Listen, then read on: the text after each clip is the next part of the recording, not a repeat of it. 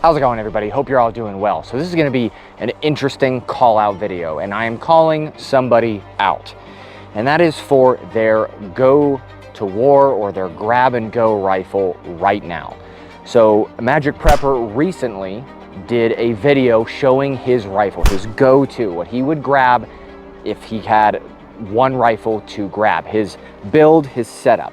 Now I'm going to go over mine as well. This is my go and grab weapon system. You go down through the whole thing. But first, I'm going to call out someone else that I am going to ask or request that they show their rifle. And that person is Brass Facts. So Brass Facts, I'm requesting, hey, show us your go-to rifle. I know you're a big reviewer and you trade a lot of stuff out on rifles and you're always testing stuff. But I'm just interested in, and maybe the community is, do you have one rifle that's your go-to? And to kind of mess up a quote or interchange a quote a little bit is you go to war with the rifle you have, not the one that you want. So of course there's a better rifle that I would want to have, but this is the one that I currently have. So I'm just saying, hey man, show us your go-to rifle. Like, what's the one that you're grabbing out of your safe or wherever it is and you're hitting the road if necessary? What's that one go-to rifle? So we got that out of the way. I enjoy to see what's coming up and what you post out there. But now I'm gonna dive into the details of mine. So for my viewers or whoever wants to see this, what weapon system am I grabbing and what's the philosophy kind of behind it? So let's dive into that. All right, so diving into the details. This is a registered SBR. This is an 11.5 inch BCM upper. KeyMod, I get it. I like BCM. They do fairly well. They've never let me down. This one's getting a little older because I've had it for so long and put so many rounds through it, but it is still sufficient. Now, KeyMod, M-LOK, whatever you guys prefer. I just purchased this back in the day when KeyMod was the thing, and it just works. Honestly, I don't have any issues with it. I don't plan on swapping it out at any time. It's already set up to the way that I like it. Back here, going to the rear, this is a B5 system stock. This is like their medium one. Works pretty well. I upgraded from the standard GI butt stock just for kind of a change up, more cheek weld ability. I'm running a Blue Force Gear sling. Now I use this sling as well on my duty weapons for the military. It's identically the same sling, so it kind of crosses over, goes back and forth. Works out really well. I know there's a ton of other stuff out on the market, and this is an older sling, probably from like 06 or something like that, but it just works. It does have plastic buckles on it. That is a potential of breaking. I've never had them break. I have saw someone else within my career break one on the backside, but I have never saw that. It does have a QD mount. You can take the sling off if you really need to. It's not too much of an issue for myself.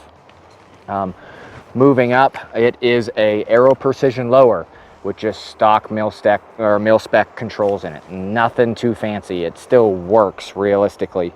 Aero Precision, I like them quite a bit. I've been running their lowers on different rifles for quite a while, for the most part. Moving up into iron sights.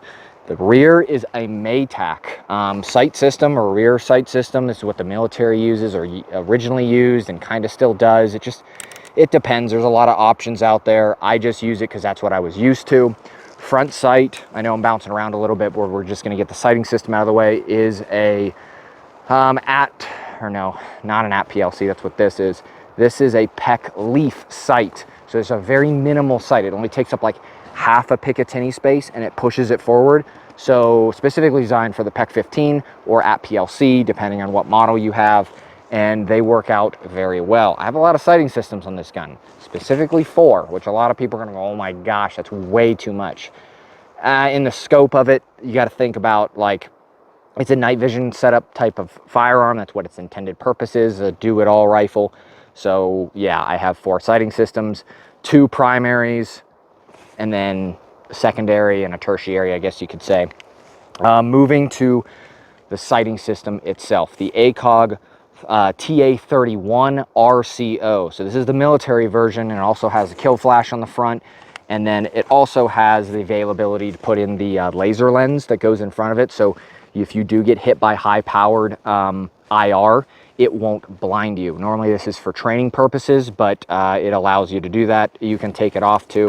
It flips to the side very easily like that if you want more clear of a space or something like that, or you need to see better.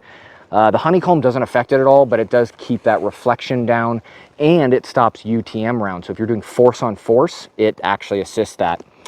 RMR Type 1 up on here, and that is how old this thing is and how long I've had it, is they didn't have a Type 2 when I purchased this RMR.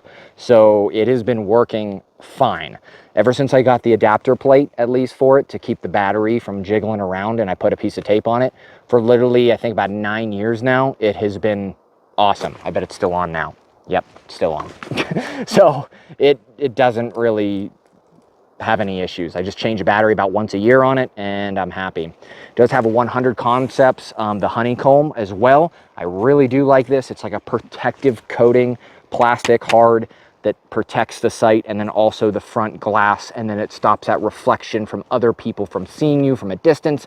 If they would white light you or IR light you or whatever it is, or sunlight, it protects against it. Now this does not have doctors on it, or doctors.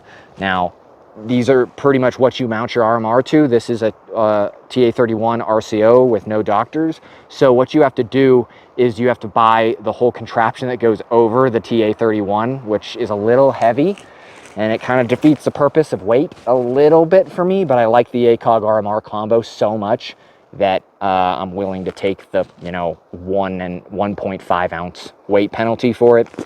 Everything is tethered down. I have paracord routing all around this stuff, so if it would fall off, I don't lose it into the brush or the weeds. And then there is a piece of metal wire also in this that wraps around the key mod that connects all this stuff together, so you don't lose anything. Moving further down, I have the dual tape switch right here for Surefire, and this sets up with the crane plug to the app PLC and the Surefire light. This is their mini scout light. It does have the button on the bottom too, so if you would snap this wire off and that was your only way of actuating your light, now it's not the only way. You have a button on the bottom, so you can still use white light. Other thing is 100 Concepts. I have the light cap, the Gen 1. I know they're talking about a Gen 2 potentially coming out here. They've been, putting it up on Instagram and stuff like that, which I'm excited for. But this also allows, so I don't ND my light accidentally, and so that reflection doesn't come back in if it's IR or white light, whatever, or flash or like sunlight. It doesn't reflect into the flashlight bezel and then project my location out to somebody else. So it works really well. Again, at PLC, kind of lame. High-powered lasers are better, but this is what I just use in the military, so I adopted the same kind of footprint.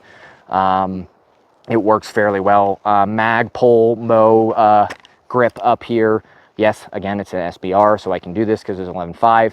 And then Silencer Co. Hybrid 46 up here with a 5.56 end cap. Works really well. Extremely heavy can. I plan on getting like a mini can dedicated 5.56 here in the future sometime, but ultimately right now it is what it is, and that's what I'm running. It is on the ASR system, so if I want to, YouTube, don't freak out, it's meant to do this. It literally comes from the factory. You can literally just take it off and it's not gonna harm anybody, so relax. But yeah, ultimately, like this rifle quite a bit. And again, this is my go-to rifle. I don't think I forgot anything. I have some Picatinny stuff on here. War Poet sling holder, so it holds your sling. You can wrap it all up. It's really nice. Actually, I did BCM mod 4 gunfighter. The charging handle works really well. One issue, it does tend to hang up on gear sometimes a little bit, and I'm looking for a different one that won't do that, but pretty much they all do that, so it is what it is. It's staying the way that it is. There you go. So that is my go-to rifle. Now, of course, if my environment would change, then the rifle would probably change too. It's just where I'm living now, METTC-wise, this works. Not saying this is the best. Don't go out there and copy me. You don't have to. This is just what I'm using, and it works extremely well. One of the main reasons I do the upper RMR sight, lastly, before we go, is nods. I run dual night vision, and it's really nice to like extend your buttstock out a little bit further. And then when you have your nods out in front of you, it's such a far distance away. The RMR through your night vision works perfectly. And I've shot a lot of night events with this, and it works very well, at least for me. I'm willing to do the trade-offs on some of that stuff that maybe other people aren't. But ultimately, this is my 11.5. This is my go-to gun. This is what I'm grabbing. The shirt, and then, yeah, I was going to talk about the flash hider, but it's just a Silencer Co. 3-prong. But, yep, that's it. I mean, nothing too fancy, special. It works when I need it to, and I've had it for a long time now. So, if you guys like this kind of stuff, want to see more, definitely like, subscribe. Hey, Brass Facts, I'm interested in what you're running, so I'm looking forward to it. If you want to do it, you don't have to, but just figured it'd be fun. So other than that, we have PayPal, Patreon, all that kind of fun stuff that you can go to. Patreon shows like more behind the scenes stuff. Of course, if you want to see that kind of stuff, direct message me and I'll reply to you much quicker than normal YouTube, because it takes me some time because I have a family and all that kind of stuff. So yeah, other than that, hope you like the rifle and the mindset behind it. Hope you all have a great day.